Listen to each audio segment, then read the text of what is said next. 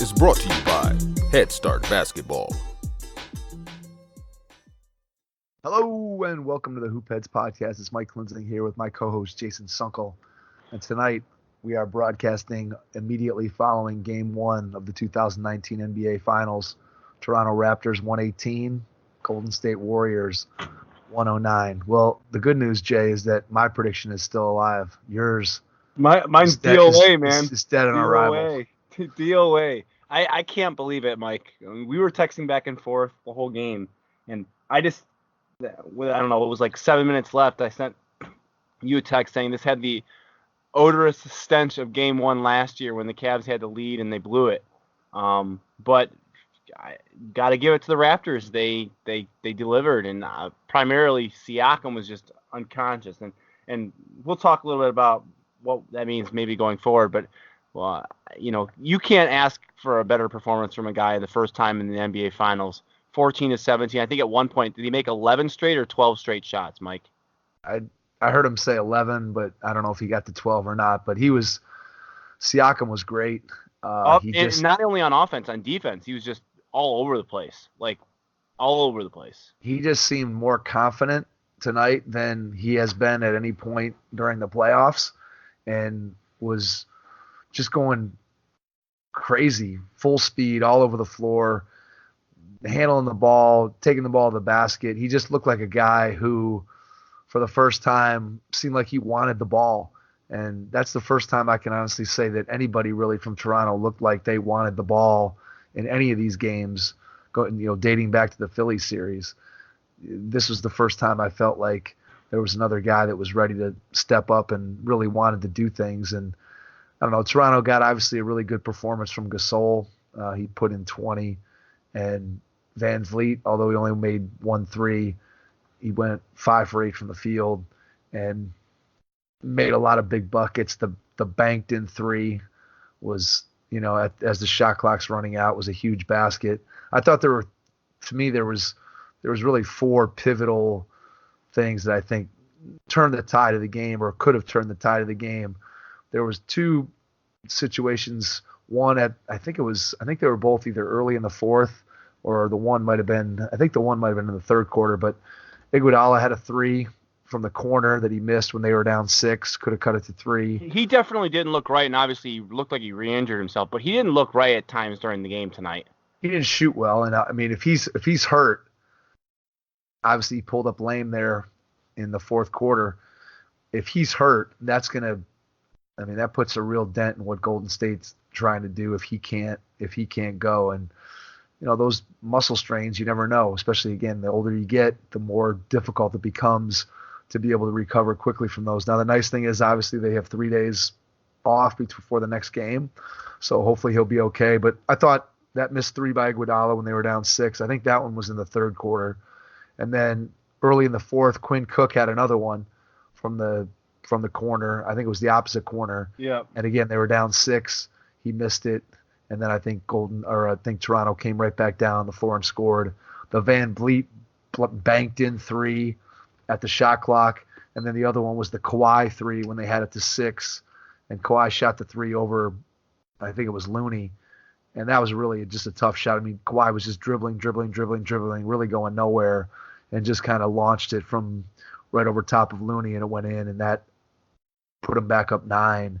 And Golden State could never break through that 6-point barrier all through the second half. And it was strange to see. I sent out a tweet at the beginning of the fourth quarter saying, it felt like that run was coming. It felt like Toronto.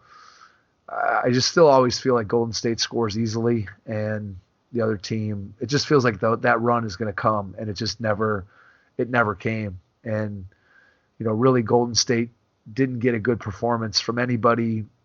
Not named Curry? Yeah, except for Steph. And, Klay was okay. I thought it was an average Klay game. He certainly wasn't great. He wasn't terrible, but he wasn't great. Draymond had a triple-double. Draymond was good, but he went 2 for 9 from the field. Yeah, terrible from the field. But he does look good. I mean, he looks far better than he has in a while. He's more active. He's pushing the ball up and down the floor. He's rebounding. He looks very, very good. Draymond looks good. I mean, the big 3 guys there are good. For Golden State, the question is, what are they going to get out of the other guys? And tonight, the Raptors' other guys were better than Golden State's other guys. And Cousins looked lost, man. Like he looked. He was winded and looked completely out of it.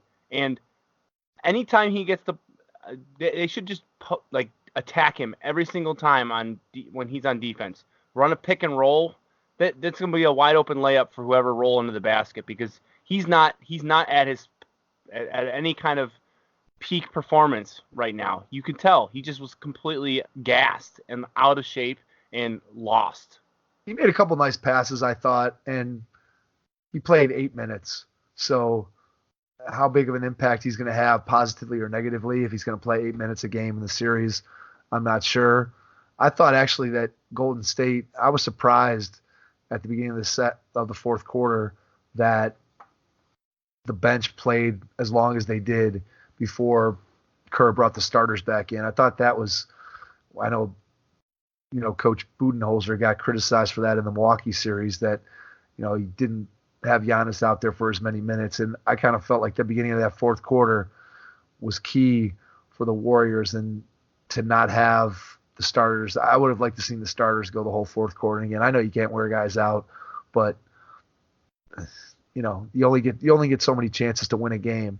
And I thought that game was there to be won, and obviously they couldn't get it done. The big run just never came. And they took advantage from Toronto's vantage point. Kawhi was very average. I mean, he had 23, but he didn't shoot the ball well, 5 of 14, and he wasn't dominant. Kawhi was not dominant by any means. This game was won by Siakam, Gasol, and Van Vliet were the three guys that got that done. And we've been saying it.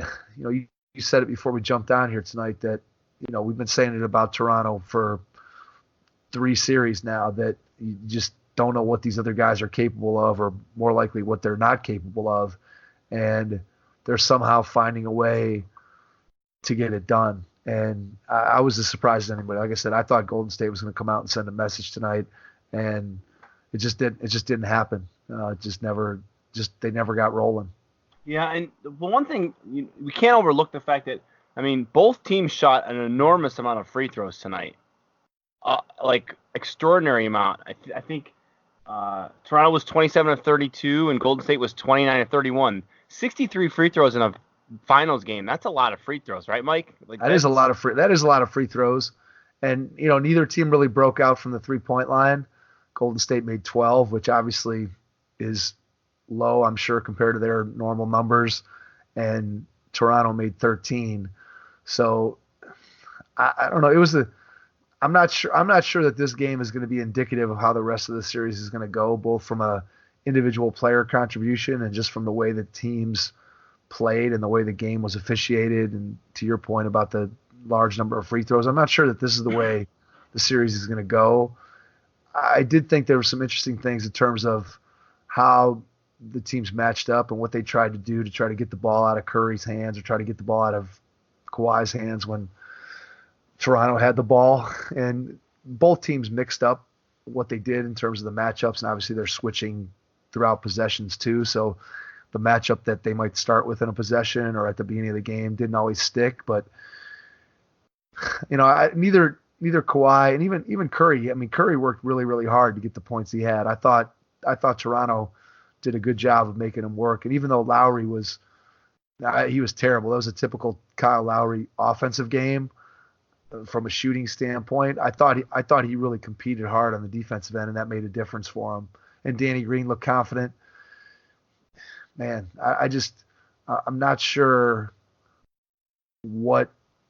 I'm still, after watching that game, I'm still not sure that how Toronto pulled it off, other than Siakam missing 3 shots out of 17. Yeah. So we recorded the finals pod the other night, and I couldn't believe that Toronto was favored by 1, and here we go. They pulled it out. I'm shell shocked, to be honest with you. I'm flabbergasted, and I don't know. I mean, what does this mean for Game 2? Now, that's something we can talk about now, I guess. Is What's game 2 going to look like? Obviously, there's lots of things we don't know and unknowns. Is Andre Iguodala hurt? Is Kevin Durant going to play? Now, there was a report today that Kevin Durant was at the game. I didn't see him on the bench at all. Was he on? Did you see him on the bench? I did not see him at all during the telecast, and you would have thought that if he was there or visible, that they would have shown him multiple times. So I did not see him. So you'd have to think that means that he was in the back, like not hanging out, like, or just doing. Maybe he's doing treatment with Kyrie. Maybe, who knows? So is Kevin Durant going to play? Is DeMarcus Cousins going to look like he knows what he's doing? Now, I think DeMarcus Cousins only had one practice, so I don't necessarily know what one practice is going to do for you. And same thing, there was a report, though, that Kevin Durant, they wanted to have Kevin Durant practice before he played, if he was going to play. I'm kind of falling in line with the Bill Simmons. I think he had a tear in his calf. And would you agree with that? He has to have had a tear. There's no way that he's been strained and they've been just saying this stuff. I mean, I guess a strain technically is a tear, right? That's what I heard. But I got to think that he's probably not playing game 2. That would be my guess. And if he's not playing game 2 and Andre Iguodala is hurt, you got to think that Toronto has a pretty good shot at stealing game 2 without two of their, Iguodala more for his defense than anything, and Durant just being Durant. You got to think that Toronto has a shot, right? Well, the Warriors start looking pretty thin if you take Iguodala out of there, because if you take Iguodala out, that means who steps in the lineup? Do they go quote big and put Looney in there? Do they start Livingston? I would think that you have to start Looney just by virtue of he's used to playing more minutes. He played 28 minutes tonight. Livingston played 18, and I'm not sure what he averaged for the course of the season, but I know it wasn't over 24 minutes. He wasn't averaging over 24 minutes a game. Yeah. So it seems unlikely that you're going to start Livingston. And Durant, I do think that he's not going to play in game 2. I think the earliest we see him is game 3. And as far as the speculation about the injury, I think anytime you're dealing with a muscle pull or strain or tear or whatever you want to call it, the danger is that it might feel good when you're walking around or doing stuff half speed, but when you're going full out NBA Finals playoff intensity, it's easy if that thing's not healed to 100% that you could do something to it again. And that's, maybe what happened to Iguodala tonight. Yep. Suffering from a similar injury, and now all of a sudden he's playing and boom, something happened. So maybe he was at 98%. It just made it a little bit more likely for that injury to be able to, reoccur without the amount of rest that he truly needed. So I don't want to spend a whole lot of time speculating about Durant, because the reality is no one knows. We're not his doctor, and even if we were, we probably couldn't accurately predict how his body's going to react to the stress of playing in a finals game. So I would still say earliest he comes back is game 3, and obviously he makes them better. And we've said it here multiple times. They're not better without him. They're more fun to watch. The style of basketball that they play is more fun to watch without him. But he makes them that much better, especially if Iguodala is not going to be there. They need him. There's no question. Yeah, and you just, like you said, they look really thin without him. They just don't have anyone. Who's going to step up is the question. And it's kind of funny to me. I'm not advocating for Andrew Bogut minutes here, but he played a lot of minutes in the first the second series against Houston, or was it Portland? He played a lot of minutes early in the series, and then they kind of stopped playing him. I think he played more against Houston. I don't think he saw the floor much against Portland. Like, you'd have to think that he'd at least be somewhat competent at guarding Marc Gasol. Yes? No? I mean, I don't know. Maybe I'm wrong in thinking that, but you got to figure that he's got to have some minutes somewhere. He's the only guy on the whole roster that didn't play. I know the one guy played 3 seconds or something, so I don't really know that I count that. But you got to figure a way to get him into the game. I think. I don't know. It's hard. Gasol doesn't really post up. He caught the ball once, I think, against Steph and shot a turnaround. He might have had another shot at some point in the key, but basically at this point, Gasol is trying to facilitate from the top of the key or the elbow. That's where he's catching the ball. He's not catching the ball in the post. So I don't know that you need to go big. I mean, Bogut might end up playing simply because they just don't have anybody else. They got to soak up minutes somewhere. And as you look at this game tonight, and it's one of the things that we talked about a little bit in the finals preview, but I think that I still haven't changed my mind. I still think Golden State's going to win this series, and I still wouldn't be surprised if they run off the next 4. But if the role players for each of these teams, that's going to be the key. Tonight when you have Siakam ends up with 30 and Gasol ends up with 20 and Van Vliet ends up with 15, if those performances continue, and even, Siakam's not going to shoot 14 for 17, but if you get a similar performance out of those 3 guys, makes the Raptors pretty tough to beat, because I'm not sure who on the Warriors in that role play, from those role players, who's capable of scoring in that, at that level with, especially if Iguodala's hurt. And do you consider Iguodala a role player? Okay, let's go through Golden State's bench. Jordan Bell played 12 minutes tonight, scored 2 points. What's your best game scenario for Jordan Bell? 10 points and 5 rebounds maybe. All right, Jerebko, he probably had his best game tonight. Had 6, made 2 threes. Also missed another 3 by like 12 feet. McKinney played 8 minutes, scored 6 points. Is McKinney gonna go off for 18 points in the game? I don't think so. Not. Cousins just not in shape. He's not going to play enough to be able to do or have a significant impact. Quinn Cook, again, he had 6 tonight, played 9 minutes. Are you going to get a whole lot more out of him? I don't think so. Livingston played fairly well. Went 2 for 6 in the field, had 6, did his usual Livingston things. I like Livingston. He's a really good player, but he's not going to be an explosive 15 to 20 point scorer at this point in his career. So where does that come from? Where do those points come from? Where do those Jerebko, baby, bring it in. You know what I'm saying. Larry. You understand what I'm saying, though. There's just Yeah. And theoretically, Gasol and Siakam aren't really role players. They're both starting players. So to call them role players is maybe a little insulting to the two of them. But the reality is that in these last 2 series against Philly and against Milwaukee, the whole Raptors offense has revolved around Kawhi scoring or getting a double team and then creating opportunities for these other guys to be able to score. And I do think that if those guys are going to play well, and I think the big thing for me, and I said it earlier in the podcast, is that they all looked confident tonight. Lowry didn't, but Siakam looked confident, Van Vliet looked confident, and Gasol looked confident. And if those guys are going to be confident and they're going to look to do stuff, it makes a big difference. Danny Green was confident tonight. And if Toronto has that type of confidence out of those guys, it's going to make it much more difficult for the Warriors to be able to beat them. Steph and Clay are going to have to be really, really good in order for them to beat the Raptors if Toronto's role guys are going to play that confidently. It's going to be a much more difficult task than I might have originally thought. And even our boy Pat McCall got some minutes tonight, Mike. That was a big 3. That was huge. That was a big 3 because it was a 4-point game, I think, at that point. And then he hit that and knocked it back out to 7. And then he heat checked it on the next possession. But, he provided 7 strong minutes for them tonight. So, whatever.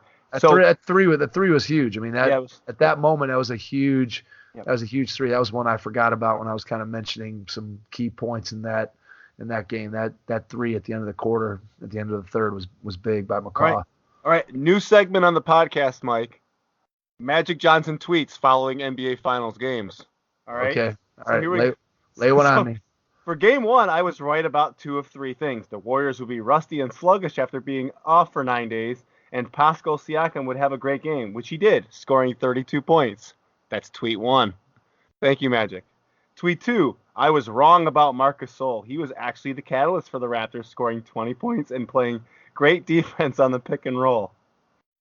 That's tweet 2. And then tweet 3, Toronto's victory was a total team effort. Kawhi scored 23 and Fred VanVleet scored 15 off the bench. As a team, they played outstanding defense. Hey, we got to give it to Magic. He comes through with some great insights. And the nice thing is that he doesn't have a tarnished reputation as an executive in the league right now. So that's another feather in Magic's cap right now. So I have to tell you, I don't know if do you follow Worldwide Wob? Do you know who that is? Do you know I do know who it is, but I mean, So I'm not following him religiously and checking they've started a game in the fourth quarter. He started a game where it's the Magic Johnson tweet predictor, and they try to predict what tweets Magic's going to tweet out. And someone literally tweeted one of the things exactly as he had said it, except there was a few words that were a little bit different. And they're like, "Oh no, Magic's on to us now. He's just copying our tweets and using them for his information." It's pretty funny. It's pretty good content.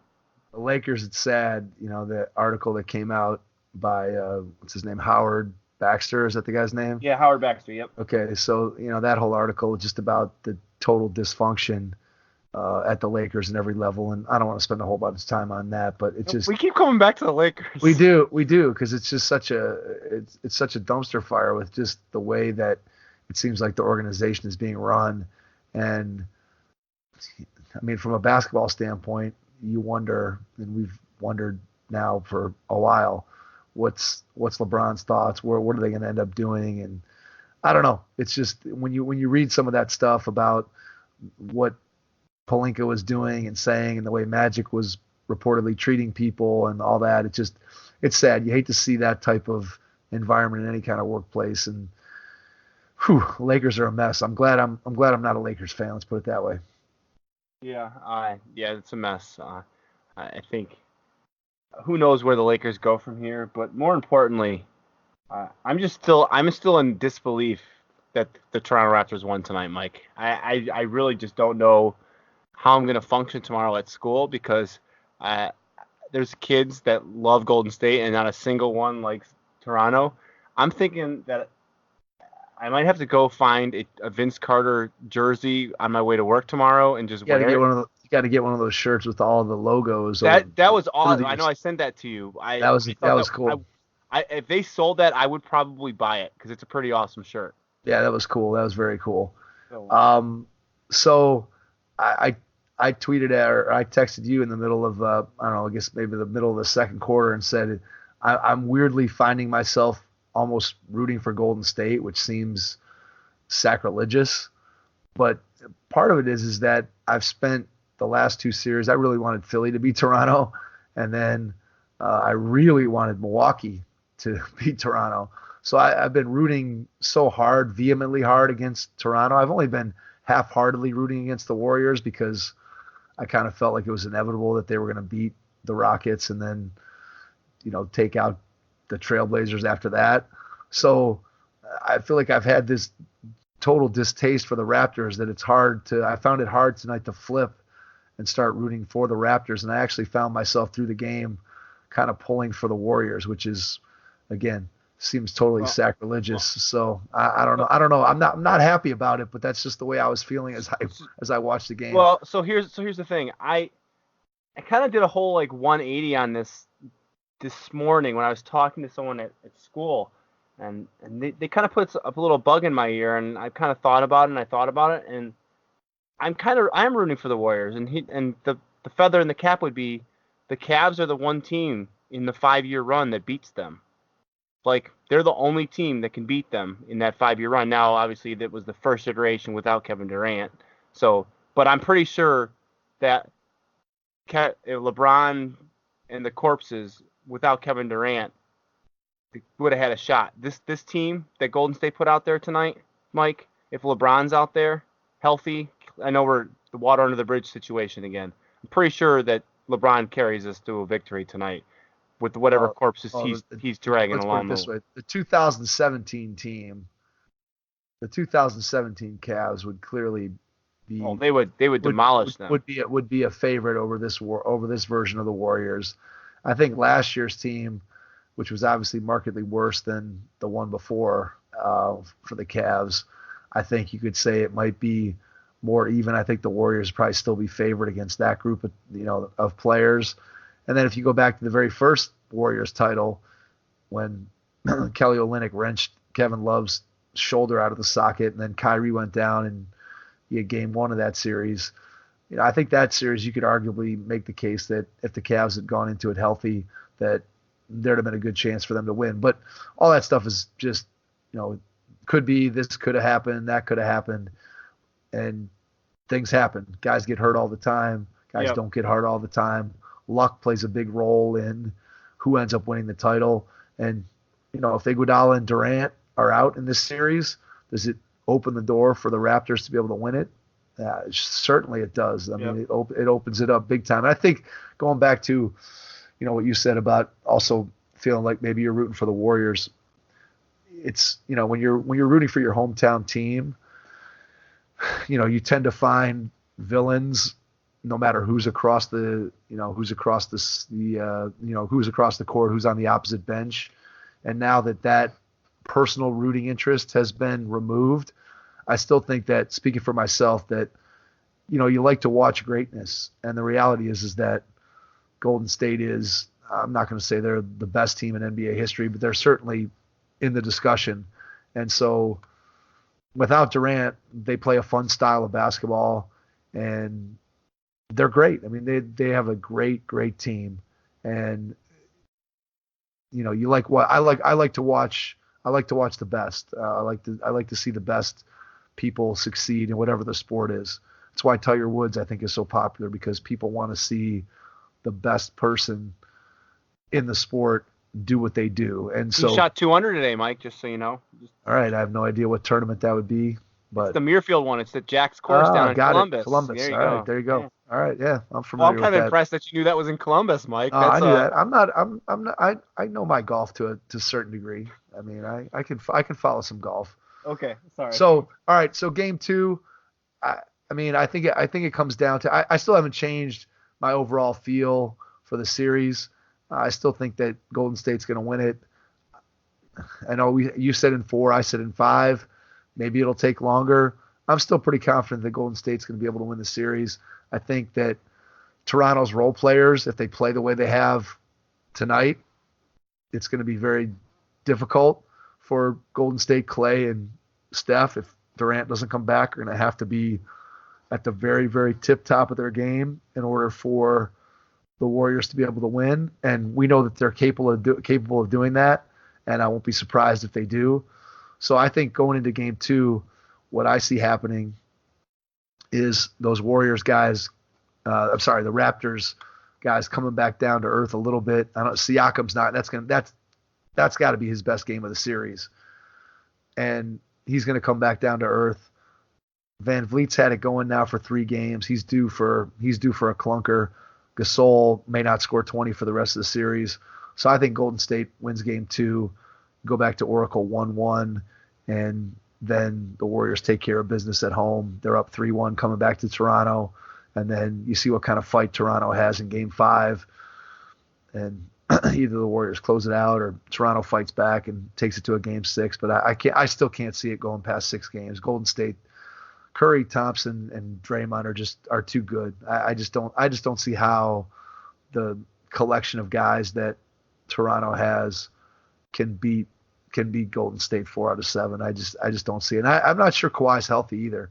He looked at times like he was laboring, and he looks tired to me. Like he just, every time there's a break in the action or he's on the bench, he literally looks like a man who's just exhausted. And I don't think they can rely on these other guys if Kawhi is just going to be average Kawhi for the rest of the series. I don't think they can do it. So yeah, I still think the Warriors are going to win.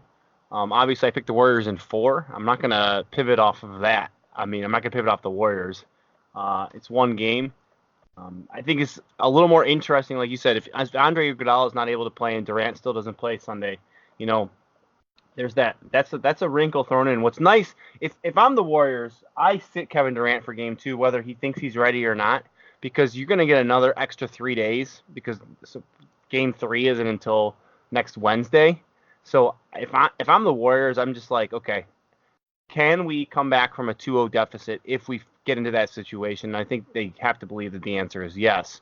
So I buy 3 more days with Kevin Durant's injury. If I'm the Warriors, I hold him out from Sunday, regardless of how they feel. You can't be reactionary to the first game of the finals. And I think Steve Kerr is a good enough coach that he's going to understand that. I think ultimately what's going to happen is, one way or another, Golden State's going to win 5 or 6. depending on obviously what happens. If Golden State wins Game 2, I feel like it's going to be it's going to finish in 5. If Golden State loses Game 2, it's going to finish in 6 because then they're going to get Durant back next week and tear it up. That's my opinion, and that's what I'm going to go with. It sets up one of the interesting Durant scenarios that they go down 0-2, and now Durant comes back and leads him to victory, and Durant gets his 3rd Finals MVP, and Steph once again is denied that Finals MVP that he, quote, wants, needs, from whether it's his own feelings, the media's feelings, that he needs that to kind of cap off his career. So that scenario is definitely in play at this point. I don't think it's going to happen, but it's definitely in play. And again, we already talked about it. Who knows if he's coming back or he's not coming back, and we could speculate on that forever. But there's so many different subplots and ways of looking at it psychologically, and how the team feels about him coming back, him leaving, him being injured, how they feel about Steph. And did you see Richard Jefferson's article that he posted on ESPN today or no? I did not. He talked about how he can't wait for free agency to be over, and the finals hasn't even started yet because he's just sick of hearing about it. And he's like, when I was a rookie, no one even cared about free agency. We just wanted to play basketball, and all we talked about was basketball. And now we're at the point where no one's even focusing on the game itself. Everyone's just always focusing on free agency. It's a really good article. Check it out, Mike. I thought it was the first article Jefferson posted. I guess he's writing articles for ESPN.com now, like opinion pieces. So, well, there certainly is a lot more basketball talk, as we can attest to, than there used to be. And it does seem like there's way more interest in the off-season moves and rumors than there is in the actual games. And I'm not sure that's where I still think if you're the league, you want the games to be the number one thing, and you want the rumors and all that stuff to be secondary to, especially the NBA Finals. So, it'd be interesting to talk to Adam Silver and see how he feels about all the rumor mill and free agency and where guys are going to end up. But ultimately, the games are what matter, and Toronto's up 1-0. So we'll see where it goes from here. So I've got one more hot take, non-basketball related. I want your opinion on this, Mike. And we've talked about participation trophies and whatnot. The Scripps Spelling Bee was tonight. Did you notice that? Did you see that? Did you see anything about that or no? I saw that Vasu was tweeting about it. Okay, well, here's the deal. They just ended it. After 20 rounds, whoever's left gets to claim the winner. So there are 8 children, Mike, who are the Scripps National Spelling Bee champion. I want That's your impressive. opinion. I want your opinion. Do you think that it's right that we can just say, okay, 8 kids win, or do you think they should go until there's one kid left? Well, it's midnight, so I'm not sure that we should have the kids up past their bedtimes. Okay, then let's move it to let's continue it the next day. I think it's ridiculous. This isn't the U.S. Open where you got to play an 18-hole playoff. I just feel like it's a champion. You go until you have a winner. How many people started out in the contest? I think like 40 or 50. In this round. So we eliminated 42 of them. That's pretty good. Oh God, this is ridiculous. It's ridiculous, Mike. 16%. If it's 50, they started with 50 today. 16% of the people who participated won the trophy, won the championship. I just think it's silly. Go until there's one left. That's my opinion. All right. Well, I can honestly say I've never really given this much thought to the Scripps National Spelling Bee, but I'm glad you're putting some time in on that. And I just saw it and I was irritated, so I felt like I needed to voice my opinion. All right. Well, good. I'm glad you shared that with us. And maybe you can recite the winners' names over the next podcast. Okay, I'll think about that. See if you can work on that. Maybe you can spell them. I'll find out I'll find out their names, and then we'll give you a spell. You'll say the name, and I'll have to spell it. I'll say the name, and you'll have to spell it. How's that sound? That could be a lot of fun. Yeah, sounds like it's fun. Might make you look a little foolish, but we'll have to see. All right, sounds good.